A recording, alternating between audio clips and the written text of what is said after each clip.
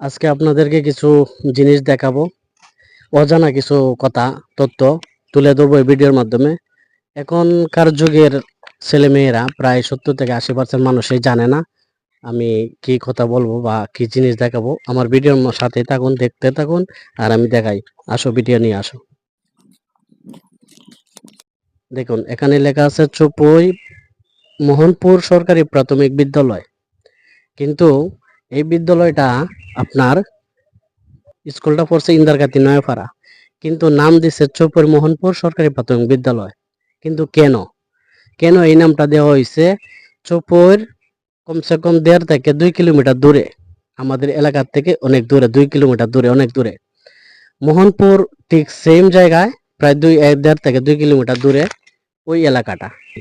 স্কুলটা কিন্তু আমাদের ইন্দারগাতি নয়াপাড়া পড়ছে। তো যাই হোক, এর সাথে দুইটা আম গাছ আছে, দুইটা আম গাছ দেখাই। সরি, একটা আম গাছ আছে, একটা তেঁতুল গাছ আছে। কমসে কম আপনার অনেক পুরনো, 1 থেকে 150 বছর হবে এই দুইটা গাছ। তো যাই হোক, এই স্কুলের সম্পর্কটা বলতেছিলাম। এই স্কুলটা, এই যে ফাঁকা করা, যেটা এই সাইডটা নতুন করা হয়েছে, আর যে এই সাইডটা আছে, এই সাইডটা অনেক পুরনো স্কুলে করা হয়েছে। তো যাই হোক, আমি যে কথা বলতেছিলাম, চৌপই মোহনপুর স্কুল সরকারি প্রাথমিক বিদ্যালয় যে কারণে নামটা দেওয়া হয়েছে, স্কুলটা মূলত ছিল মোহনপুর গ্রামে। যখন স্কুলটা সরকারিভাবে চালু করা হয়েছিল, তখন মোহনপুর গ্রামে স্কুলটা দেওয়া হয়েছিল। তারপরে কি কারণে এখানে আসলো, আর কি কারণে মোহনপুর চৌপর চলে আসলো? আমাদের মোহনপুর যে গ্রামটা, সেখানে স্কুলটা এই উদ্বোধন হয়েছিল।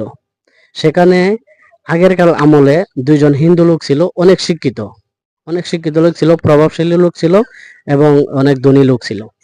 তো ওই যারা হিন্দু ছিল দুইজন, ওই লোকেই ওই স্কুলটা নাম দিয়েছিল মোহনপুর। গ্রামে মোহনপুর নামে ওই স্কুলটা দেওয়া হয়েছিল।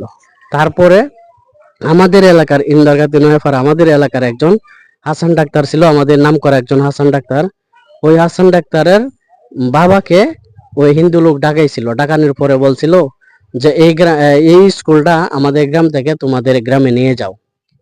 তো ওই হাসান ডাক্তারের বাবা, আমাদের এলাকার হাসান ডাক্তারের বাবা ওই স্কুলটা ওই সেখান থেকে ট্রান্সফার করে আমাদের গ্রামে নিয়ে আসছে। তারপরে আমাদের গ্রামে কি কারণে এই স্কুলটার নাম দেওয়া হয়েছে না, আমি বলি। এখানে মোহনপুর দেওয়া হয়েছে, চৌপর দেওয়া হয়েছে। চৌপর কি কারণে দেওয়া হয়েছে? আমাদের যে এরিয়া, আমাদের নান্দাইল থানার যে জায়গার একটা মৌজা থাকে, মোহনপুর, ইন্দারগাতি নয়পাড়া, তারপরে আপনার চৌপর, এই দুটা জায়গার কিন্তু একটা মৌজা থাকে, জায়গার মৌজা থাকে। ওই চৌপর জায়গা, আমাদের যে জায়গা, এই জায়গার নাম হইল গিয়ে মৌজা। মৌজা হইল গিয়ে চৌপরে, আমাদের মৌজা চৌপর পড়াতে আর মোহনপুর গ্রাম স্কুল তাকাতে, তখন এই দুইটা নাম এখানে যুক্ত হয়েছে। এই তখনকার আমলের যে নামটা ছিল চৌপই মোহনপুর সরকারি প্রাথমিক বিদ্যালয়, এভাবেই আছে।